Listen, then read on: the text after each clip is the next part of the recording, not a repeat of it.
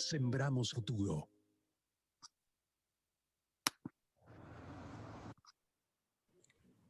Muy buenas noches, bienvenidos al auditorio Iliana Espinel Cedeño. En estos momentos daremos inicio a la actividad Conferencia Magistral, Abrazos de Palabras, Literatura en Tiempos Inciertos, organizada por la Feria Internacional del Libro Quito Virtual 2020. Tendrá una duración de 1 hora. Participan Yolanda Reyes y Juana Neira. Le invitamos a ponerse cómodo, recordándole que los micrófonos y videos estarán inhabilitados para los espectadores durante la actividad. En la parte inferior de su pantalla está el icono de mensajes para que pueda realizar sus preguntas. Que lo disfruten.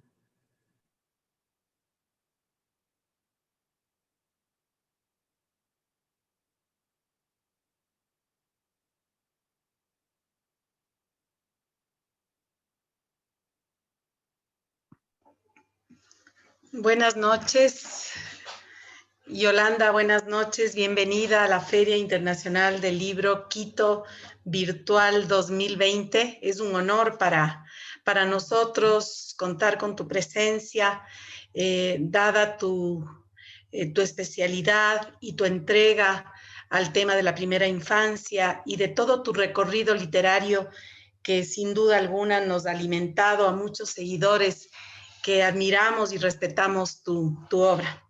Bienvenida. Muchas gracias, Juana. Muchas gracias. Yo feliz de estar allá, así sea en modo virtual, pero adoro Quito y estoy muy contenta de estar allá con ustedes.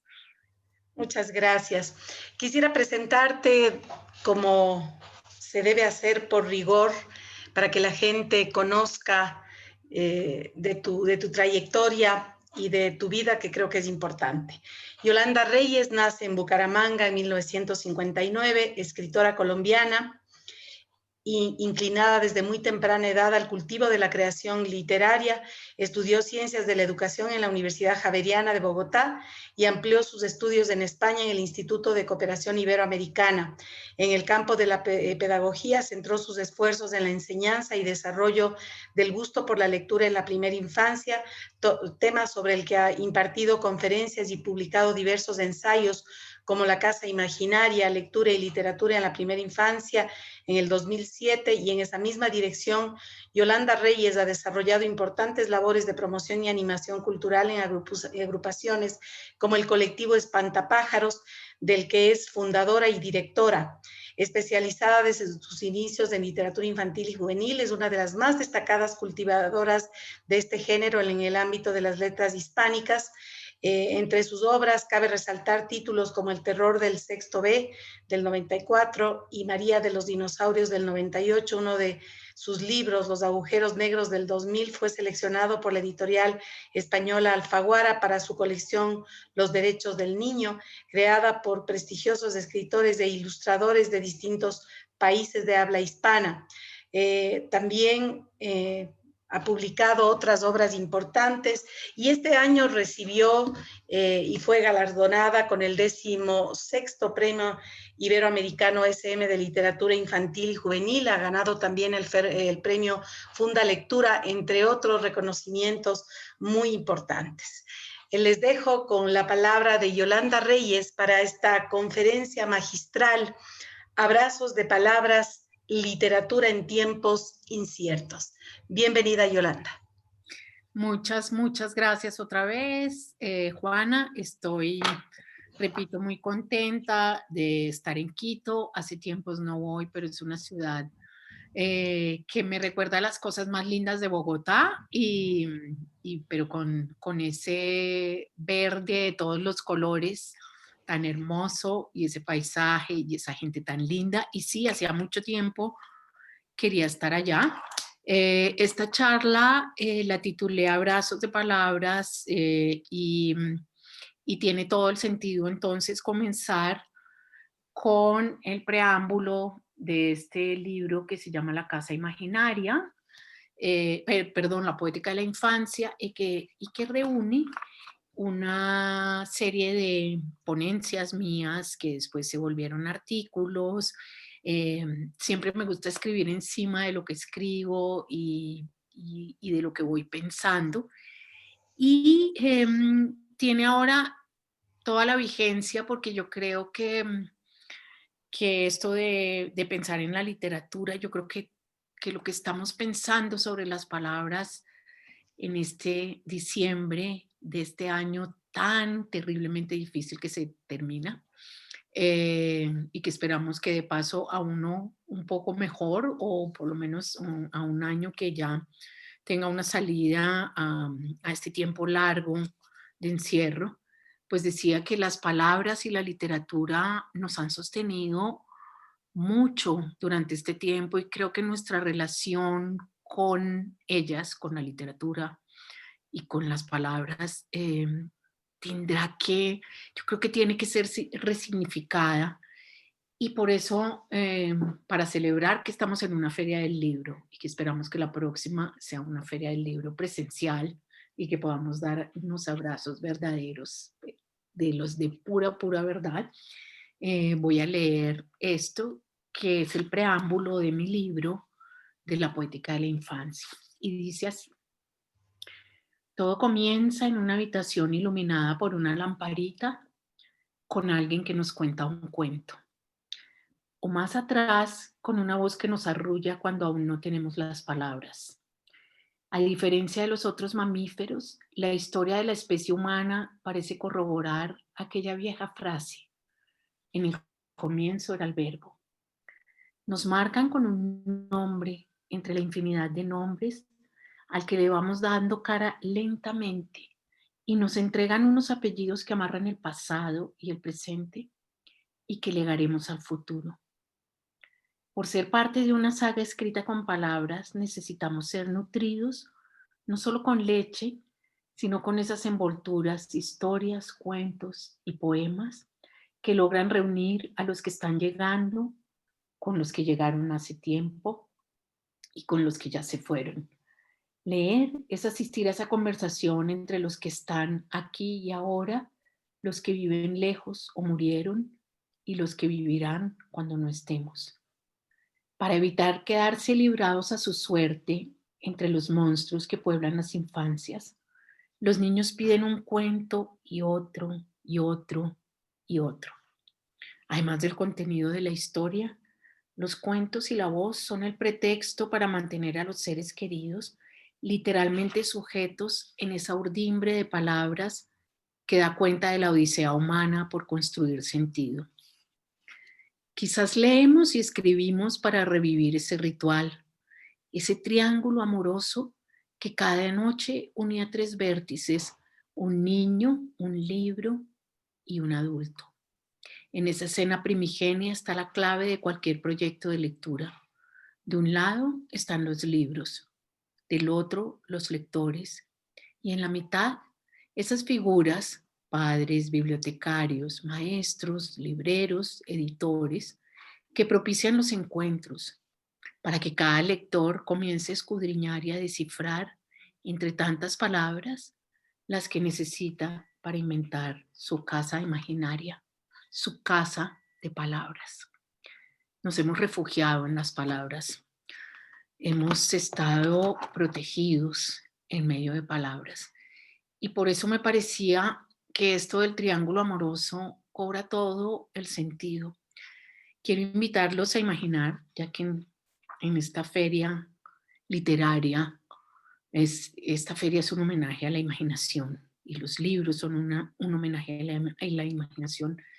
Quiero invitarlos a imaginar entre este libro, o mejor, entre este libro y el adulto, y los brazos que unen el libro con el que está leyendo, con la que está leyendo, que soy yo.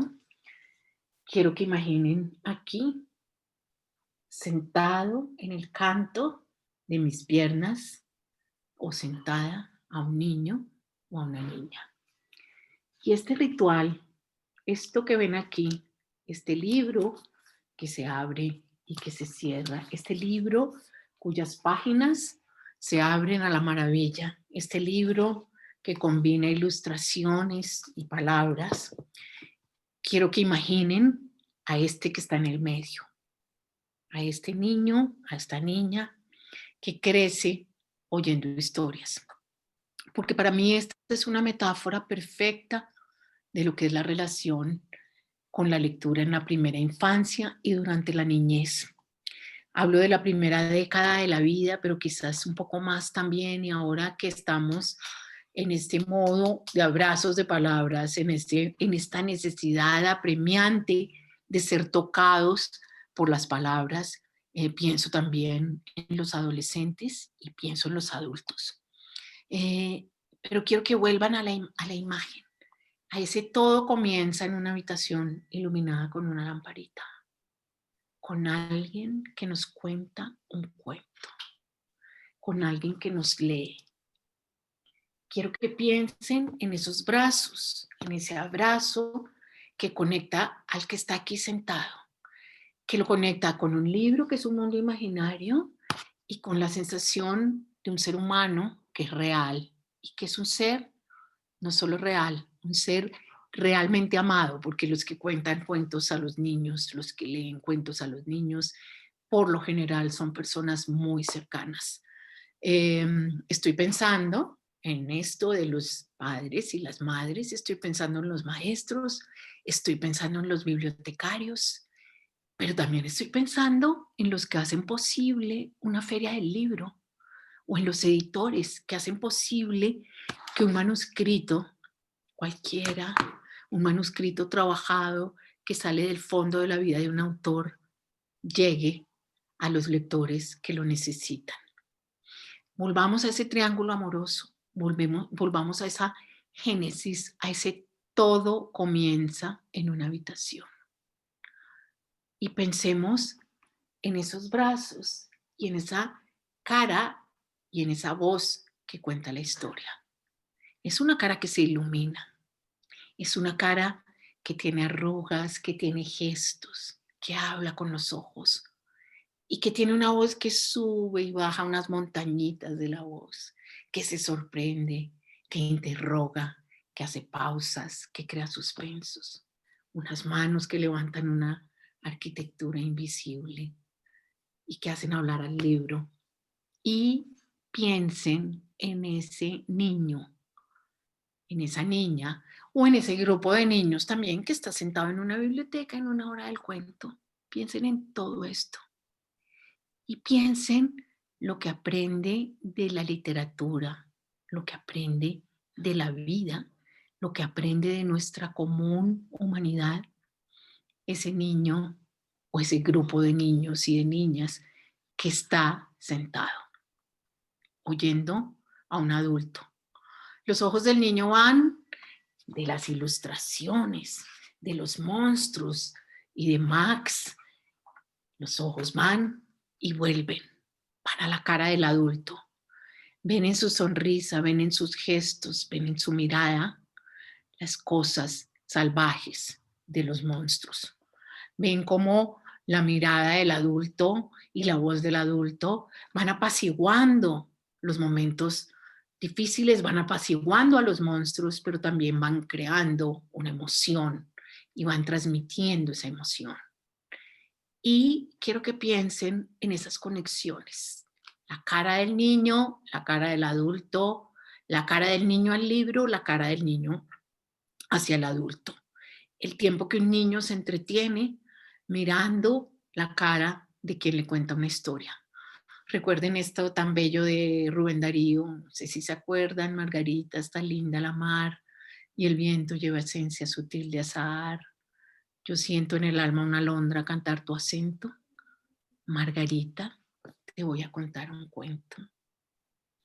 Y empieza esta historia. Ese generoso que dice que este era un rey que tenía y saca de su voz, saca de las palabras toda esa cantidad de cosas. Un castillo, un kiosco de malaquita, un rebaño de elefantes, un gran manto de tisú y todas esas cosas que salen de la chistera del mago, que es el que está contando la historia. Bueno, piensen en eso. ¿Cómo nos hacemos lectores? ¿Quiénes nos hacen lectores? ¿Quiénes conectan el libro con los niños? Con el niño, con el lector de carne y hueso. Todo comienza en esa habitación. Pero antes incluso de que nos cuenten un cuento, empieza con una voz que nos canta y nos arrulla cuando aún no tenemos las palabras. O quizás empieza antes de nacer incluso con el deseo de alguien que dice voy a tener un hijo o vamos a tener un hijo. Con ese intruso agazapado entre un cuerpo que cambia para siempre la vida de dos personas y las obliga, no sé si de dos o a veces de una, y las obliga a repensar toda su vida, a cambiar todo lo que son, a preguntarse qué lugar, y no solo en el cuerpo, qué lugar simbólico le hacemos a este niño que van a nacer y qué nombre le pondremos, materil, erilero. Volvamos al triángulo amoroso. Para ser un ser humano se necesita que alguien nos lea. Para ser un ser humano yo creo que también se necesita que alguien nos llame por nuestro nombre, que nos invente un nombre, que nos invente simbólicamente, no solo físicamente. Aquí hay toda una discusión sobre la existencia en la que no me voy a meter, pero simbólicamente también nos confieren una existencia. Y uno de los ritos de iniciación simbólicos más importantes es quizás este abrazo de palabras. Este abrazo de palabras entre el libro y el lector. Con esto estoy hablando de un tercero necesario. La lectura en la infancia es un triángulo amoroso, es un ménage à trois, porque nadie se hace lector si no hay esa voz que lo envuelve, si no hay esa voz que le cante, si no hay esos brazos que hagan que la historia viva. Yo tengo aquí un ejemplar muy hermoso que quería hoy traer para que lo vean. Seguramente si alguien conoce este libro de Maurice Sendak, cuyo nombre sale aquí, seguramente extrañará las palabras que salen en Donde viven los monstruos en esta edición que yo tengo. Sí, porque es una edición en lengua maya para los indígenas en México se hizo y circuló en sus bibliotecas. Este es un libro preciosísimo, un libro álbum de Maurice Sendak, un escritor norteamericano que es un clásico. Y lo tengo aquí en la mano porque cuando hablamos de la incertidumbre, cuando hablamos de esa pequeña criatura llena de incertidumbre que es un niño pequeño, y cuando hablamos de la infancia, si ustedes miran la literatura que se escribe para la infancia, y la buena literatura, la literatura que lo confronta y que es arte, porque también hay una literatura para domesticar, para decirles a los niños cosas que se pueden decir de otra manera. Pero la lengua literaria, la lengua para visitar mundos simbólicos y para darles toda la fuerza simbólica, artística y metafórica que se merecen desde la primera infancia, la lengua literaria habla de un mundo y da forma a un mundo incierto y siempre tenebroso, o muchas veces tenebroso, y complejo, con muchas capas. Desde la primerísima infancia, los libros que más emocionan a los niños y les permiten sacar sus emociones más profundas son libros que también para los adultos son importantes, libros que tienen muchas capas y muchas posibilidades de lectura. Yo les voy a hablar de este porque este fue un libro que para mí es un libro que yo vengo leyendo con los niños hace más de 20 años en la librería en la que yo trabajo, que es un pequeño lugar, un pequeño laboratorio de experiencias literarias y que también tiene un taller y un jardín y que ojalá alguna vez puedan venir pronto. Se llama Espantapájaros. Este es uno de los libros más mordidos. Allá los niños tocan los libros, los prueban porque son muy pequeños y este es uno de los libros más mordidos. Es impresionante que un libro sea el más mordido, el más sacado por los niños, el que más huellas de dientes tiene, el que más va de la casa al jardín, el que más quieren tener los niños durante 20 años o 25 años, que todos los años figure en la lista de las opciones favoritas de esos niños que van a ese lugar a encontrarse con los libros. Y digo esto porque cuando empezó la cuarentena, un psiquiatra, amigo mío, me llamó, siempre me pide consejo para regalar libros o que le recomiende una lectura, y me escribió y me llamó para pedirme, él tenía que entrenar a las personas, al equipo médico de urgencias cuando no sabíamos absolutamente nada, ni lo sabían tampoco los médicos, tanteaban muy en la oscuridad con este virus. Y él me dijo, Yolanda, necesito libros, recomiéndame libros porque voy a trabajar, voy a dar pues, unos entrenamientos, unas charlas para las personas que van a estar en cuidados intensivos, para el personal médico, y quisiera literatura sobre la incertidumbre. Y yo me quedé pensando,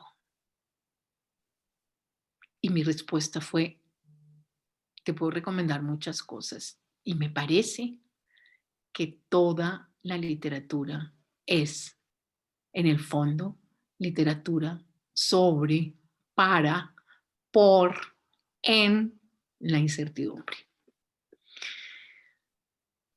La literatura nunca trata de decirnos una sola respuesta, de darnos una sola respuesta o de darnos la respuesta que a todos funcionó, porque la literatura es justamente la lengua de la particularidad. Y me puse a pensar que no hay nada más incierto y más aterrador que la infancia. Eso que nosotros este año, de alguna manera, y digo nosotros, nosotros la humanidad, nosotros coma la humanidad, sentimos este año, fue quizás lo que sienten los niños y las niñas todas las noches antes de dormir. Y quizás fue lo que siente un recién nacido que aparece en este mundo. Incertidumbre. ¿Alguien vendrá? ¿Quién vendrá? ¿A qué horas vendrá? O más atrás incluso de la pregunta por ¿alguien vendrá? Es ¿qué haré yo?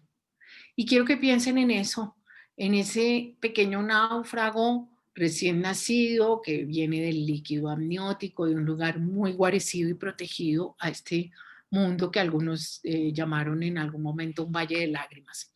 Voy a citar de este libro que adoro de Martha Nussbaum, se llama La monarquía del miedo y tiene mucho que ver con, este libro lo empezó a escribir ella la noche en la que Trump ganó las primeras elecciones en Estados Unidos, empezó a juntar los ensayos. Y es un libro impresionantemente vigente y en él ella habla mucho de la indefensión del recién nacido para explicar la necesidad de seguridad que es la respuesta frente al miedo. Y a veces los miedos nos llevan a buscar esa sensación de seguridad, esa sensación de seguridad que es alguien que aparentemente te va a resolver la vida. Pero como no estamos hablando de política, sino de literatura, que también es política, para mí la poética y la política están juntas, quiero citar una cita que trae Martha Nussbaum en este libro. Y es una cita de Lucrecio, un poeta romano del siglo I antes de Cristo, en la que habla del recién nacido como un náufrago. Y dice así: el niño pequeño, cual marinero arrojado a la orilla por olas implacables, se queda tirado en el suelo, desnudo y sin habla. Imagínense un recién nacido, desnudo y sin habla, necesitado de ayuda para vivir, en cuanto en las orillas de la luz, a empellones, la naturaleza lo descarga del vientre materno. Y entonces llena la estancia de tristes lamentos, como es propio de alguien a quien en la vida le queda por recorrer un largo trecho de males. Lucrecio, siglo I antes de Cristo. El niño pequeño, el recién nacido. Volvamos a ese niño pequeño. Ese niño pequeñísimo al que el hambre, un niño que tenía todo, era alimentado y arropado y balanceado entre el rumor de un corazón, entre un sístole y un diástole que lo acunaba, entre un latido que lo cuidaba y que le marcaba el ritmo de la vida. Y este niño súbitamente abandonado. Hay una tormenta de hambre que desorganiza todo su mundo, toda su vida. El hambre de un recién nacido parece que es una cosa aterradora. Es un estómago que se toma todo el cuerpo. Y este náufrago empieza a bramar, a aullar, a maullar como todos los mamíferos. Y alguien viene. Y ese alguien que viene, por lo general, esta madre que amamanta, pero puede ser este otro que amamanta y que cuida, cualquiera que sea. Este otro que es un ser de palabras, que va y viene, sacia el hambre, lee el grito y sacia el hambre. Y mientras dice te voy a dar de comer, empieza a dar un mundo de palabras y empieza a crear con ese ir y venir. El bebé se calma, el náufrago se calma, el hambre desaparece, pero prontamente el bebé tiene otra necesidad. Ahora tiene frío. Y alguien llega y lo lee nuevamente. Ese cuidador dice, ahora tienes frío. Y lee ese bramido y ese aullido, ese alarido. Y lo reviste de otro significado. Y ese bebé que cada vez se empieza a humanizar en este acto de vaivén de ser leído y de ser acogido y de ser separado y otra vez reunido y otra vez separado por alguien que lo atiende, empieza a descubrir mediante un proceso muy lento que hay alguien que va y viene, que hay alguien que cuida y hay alguien que envuelve en palabras. Esa incertidumbre quizás es la incertidumbre que nos funda, quizás es la incertidumbre que nos conecta con la necesidad de lo simbólico. Quizás en esos primeros movimientos de vaivén que instaura la canción de cuna, miren la canción de cuna traduce para el náufrago esa sensación de seguridad.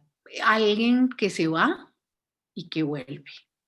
Alguien que le pide al bebé que esté tranquilo. Alguien que le dice que se apacigüe. Alguien que llama al sueño. Y alguien además que le dice, aquí estoy. Te voy a cuidar, te voy a dar de comer. Pero si ustedes miran, toda canción de cuna es también una despedida, una anticipación de la ausencia. Las canciones de cuna siempre dicen eso, siempre escenifican esa oscilación entre la presencia y la ausencia. Duérmete, mi niño, que tengo que hacer, lavar los pañales, siempre tengo que hacer, me voy a ir. Y todas estas canciones de la poética de la infancia desde el comienzo dicen eso. Me voy a ir, pero estoy aquí, pero no te preocupes, me voy, pero cuando me llames voy a volver. No sé si lo tienen presente. Acerrín, Acerrán, los maderos de San Juan. Es este balanceo siempre. Nos acercamos, nos alejamos, tú te tienes que ir, pero vamos a volver a estar juntos, pero te tienes que volver a ir. Y yo me voy a ir y nos vamos a separar y vamos a juntarnos y vamos a separarnos. Y en ese espacio que arrulla y que acoge, en ese intervalo que se va haciendo cada vez más largo entre la necesidad inminente y real del náufrago, que es la necesidad de alimento, de abrigo, de protección esencial, y la ida del otro, la ausencia del otro, se empieza a construir en el medio empieza a crecer un mundo de símbolos, un mundo de palabras. En esa zona intermedia de la que habla Winnicott, en la que esa zona que conecta la realidad interior con la realidad exterior, empieza a crecer como en el libro de Max, como en el libro donde viven los monstruos, un bosque de símbolos. Y un bosque de símbolos que nos conecta con la predecibilidad de lo que podemos prever, que es tan poco. Y las palabras y el arte son lo poco que nos guía en medio de la incertidumbre. Por eso ese triángulo amoroso empieza a llenarse de un espesor, de un espacio. Fíjense la canción de cuna, fíjense el bebé que brama, el otro que viene, pero este bebé poco a poco, quiero que volvamos al bebé, empieza, porque hay una voz que lo nombra y que lo atiende, empieza a saber que ese otro va a venir. Primero llega la palabra. Ya voy, cálmate, ya voy, tienes hambre, sí, espera, mi amor, ya. Este diálogo tónico que se establece entre dos, entre el que come y el que amamanta y el que es cueva y el que es madriguera. Esos brazos, esa conversación, el bebé se relaja, se entrega, pero sabe, poco a poco, va aprendiendo que hay momentos de soledad y hay momentos de frío y hay momentos de abandono lo pongo entre comillas, y que en medio de esos actos está la palabra, está la canción, está el ritmo. Ese ritmo es el ritmo que hace que los niños quieran siempre, y ustedes los que están ahí seguramente lo han vivido, los que tienen hijos o niños pequeños a su alrededor, o niños o adolescentes incluso, los que son bibliotecarios o los que dirigen una feria del libro, o los que son abuelos o tíos o tías, ustedes han visto que los niños piden siempre un cuento y otro y otro. Y dicen otra vez. Y las historias se repiten y la poesía, estaba en un recital de poesía antes de entrar a mi presentación y estaba feliz escuchando a los poetas, escuchando sus cadencias, escuchando sus voces. La poesía nos sigue conectando eternamente mientras duremos en este mundo como especie. Nos sigue conectando con esa idea del mundo. Es un lugar terriblemente incierto, como descubrimos o redescubrimos este año. Espero que lo hayamos redescubierto y que nos haya servido para algo. Es un lugar terriblemente incierto, pero también es un lugar que habitamos entre todos y que el arte hace habitable. En esa zona intermedia, en ese triángulo amoroso entre el libro y el niño, está el mediador. Cuando trabajo con bibliotecarios, cuando trabajo con maestros, maestras, educadores iniciales, mediadores de lectura, siempre, o planes de lectura, y me interesa mucho hablar de esto, siempre me valgo de esa metáfora de los brazos que conectan, o las líneas invisibles del triángulo amoroso entre el niño y el adulto, para hablar de los componentes esenciales de los proyectos de lectura, o más que de los proyectos de lectura, de la necesidad y del amor por la lectura. Por lo general se piensa que basta con dar libros. Entonces, tenemos planes de lectura llenos de libros, dotaciones, bibliotecas, dinero, tantos libros entregados, mobiliarios, una cantidad de rubros, objetos que se pueden contar. Y eso está muy bien, es uno de los pilares de un plan de lectura. Es una de las líneas del triángulo amoroso. Y se piensa también en quiénes irán a leer y a disfrutar estos libros, y entonces en que los niños vayan a las bibliotecas. A veces se piensa menos en esto, pero quizás sí se piensa en los lectores. Pero no sé si ustedes comparten conmigo esta percepción. La plata por lo general se acaba cuando pensamos en el que conecta el libro con el lector, en ese proceso de mediación. Y ahí es cuando estamos en problemas. No sé si ustedes, los que me escuchan, han vivido eso de ir a unas bibliotecas que están bellamente dotadas, con unos libros casi sin tocar, por supuesto sin morder, sin tener dientecitos por todas partes, sin tener las páginas que uno ve, que este libro ha sido leído por mucha gente. ¿Y qué pasó ahí? Que tuvimos todas las posibilidades de los libros, pero nos faltó pensar en quién es ese que oficia el encuentro entre el libro y el lector. ¿Quién es esa voz que canta?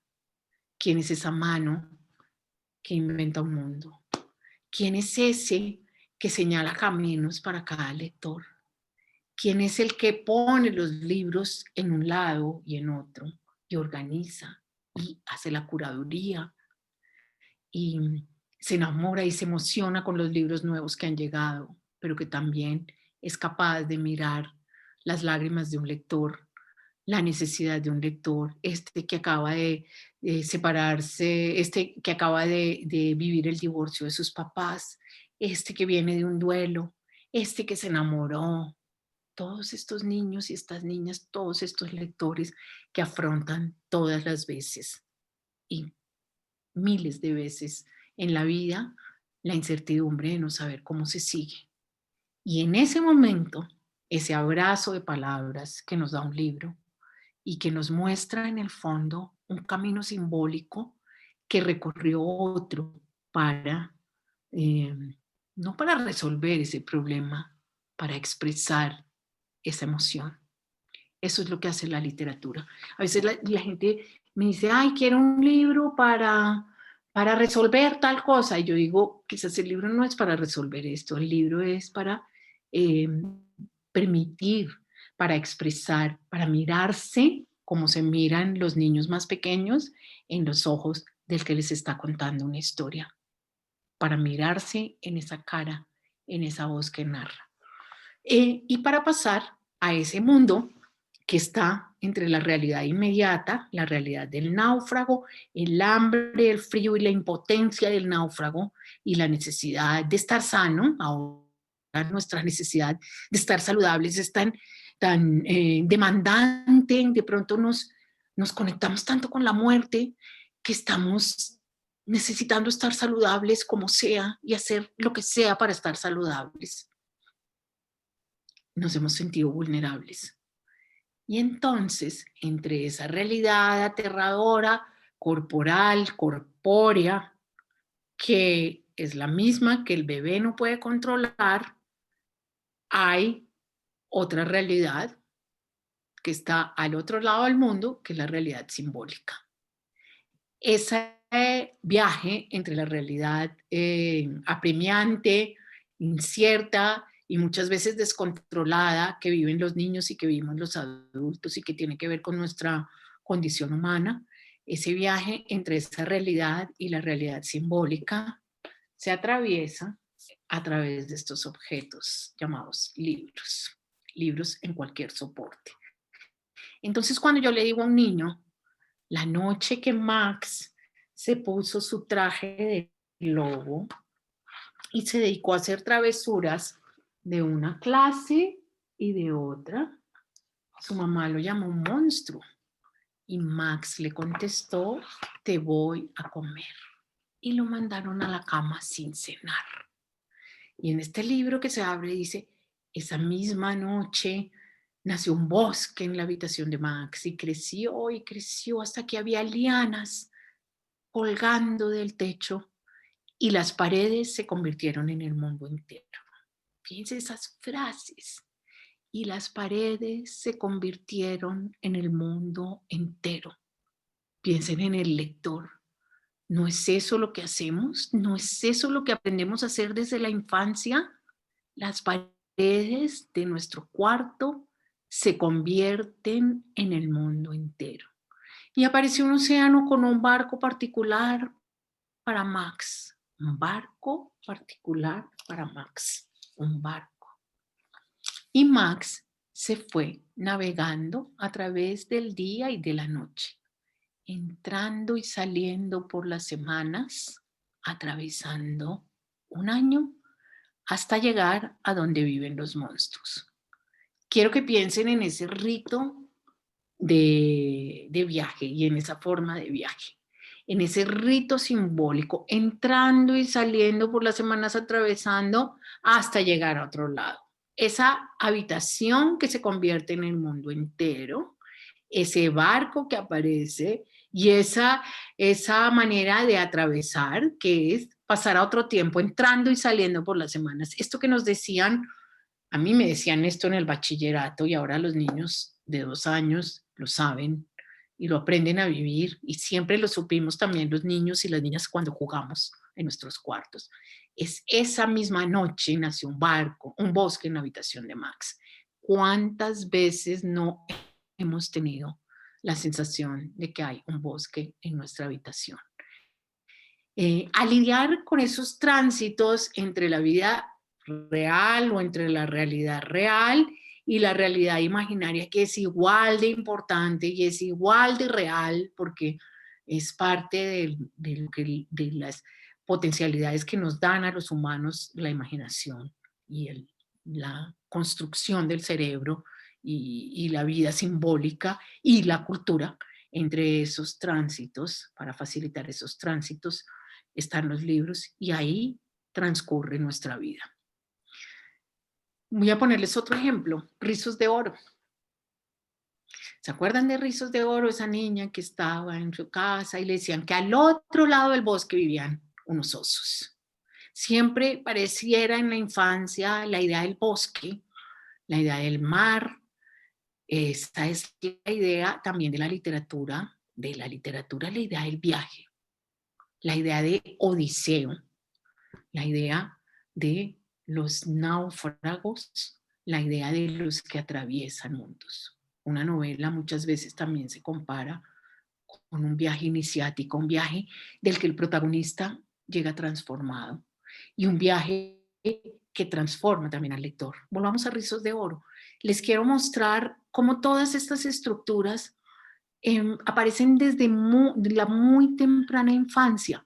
Hemos visto cómo la poesía tiene que ver con esa necesidad de reproducir el ritmo del corazón, el sístole y diástole, y de nombrar esa oscilación terrible y aterradora entre la presencia y la ausencia para hacerla soportable. Ese balanceo entre lo que está y lo que no está, entre lo visible y lo invisible, entre la presencia y la ausencia, entre la música que nos trae la presencia de alguien, la voz que es la presencia de alguien. Y eso es fundante para la poesía. Ese es el ritmo poético por excelencia y eso se aprende en la cuna. Y les quiero mostrar en esta otra estructura, y por eso vamos a volver a Rizos de Oro para ir cerrando, pero piensen que es lo mismo. Esa niña a la que le dicen que hay unos osos que viven en otro lugar, pasando un bosque, ella mira desde la casa que hay en ese claro del bosque, hay una casa cubierta por árboles, allá lejos, y allá viven esos 3 osos. Le dicen que allá no hay que ir, que es peligroso. Y esa niña simbólicamente hace ese viaje y corre todos los peligros. Esa niña perfecta, obediente, que quizás podríamos ser todas las niñas. Esa niña se da el lujo, como Max en su barco particular cuando fue a donde viven los monstruos, de ir a donde viven los osos. Y entra en esa casa y acuérdense ustedes, hay 3 sillas, se sienta en todas las sillas, recorre la sala, pasa al comedor, simbólica, imaginariamente. Se toma prueba las tazas de avena, las tazas están organizadas por tamaños, en la sala también hay 3 sillas, la del papá oso, la de mamá osa, la del bebé osito, en la sala igual, en el comedor igual, las tazas puestas también en ese mismo orden, las prueba, se toma la avena del bebé oso, sube por las escaleras, entra en un cuarto y prueba las 3 camas. Todo en un orden, todo simbólicamente. Esta niña imaginariamente recorre y además desobedece simbólicamente y se atreve a transgredir todo, a estar en esa casa que es la casa de la imaginación, que no es su casa, a desordenarla. Y se queda dormida. Y el lector, que está también y que es ella, pero que también está afuera, siente que están llegando los 3 osos y siente que están entrando en la habitación. Abren la puerta de la casa. El lector sabe eso.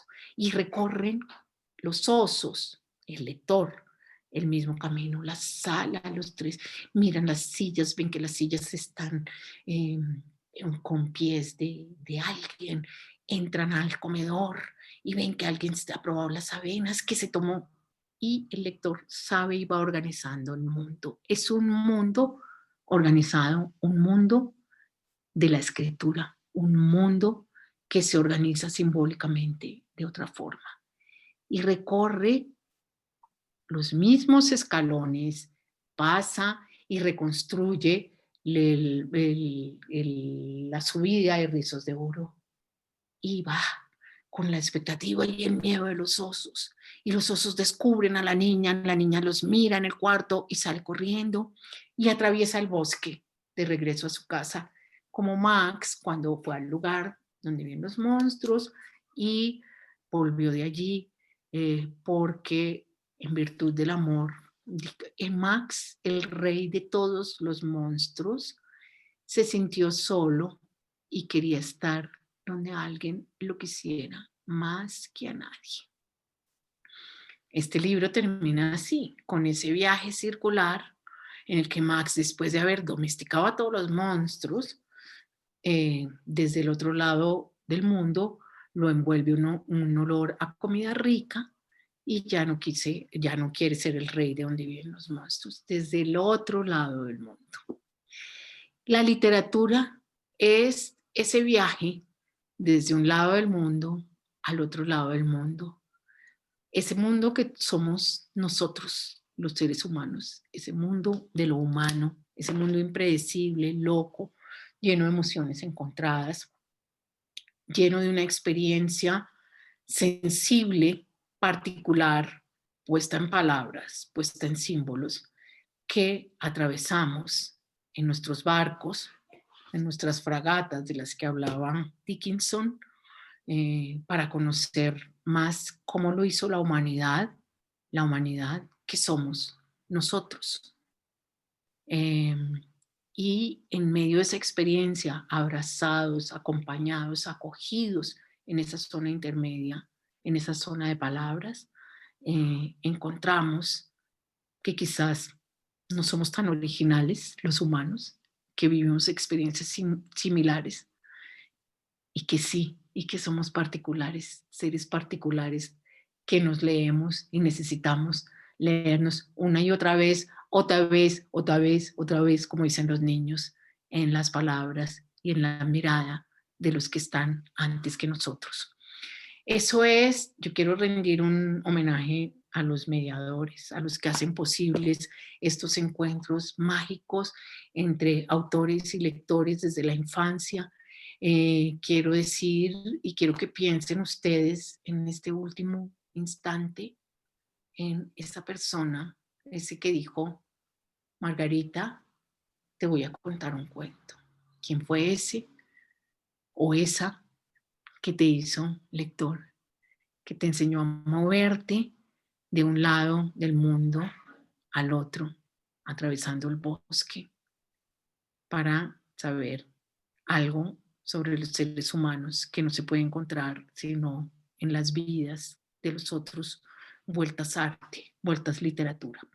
Esto es una feria, esto es un mundo de libros, esto es un mundo que nos congrega, un mundo que nos abraza en palabras y que creo que nos ha permitido, a mí personalmente lo digo, me ha sostenido este año esto de los abrazos de palabras, esto de la literatura. Agradezco muchísimo a Juana y por intermedio de Juana a la Feria de Quito, a su curador y a sus organizadores, estar hoy tan cerca de ustedes. Muchas gracias. Muchísimas gracias, Yolanda. Este ha sido un encuentro que realmente tu palabra nos ha abrazado, nos ha hecho vibrar desde esa luz tenue y una voz que nos cuenta una historia. Yo creo que esa es la necesidad vital que tenemos los seres humanos, no solamente los niños, ellos más que nadie, pero todos necesitamos esa salita a media luz y esa voz que nos deje viajar a ese otro lado del mundo. Quiero agradecerte inmensamente por esta hermosa charla que nos has dado, por esta conferencia que nuevamente nos ha reconciliado con la palabra y con los abrazos.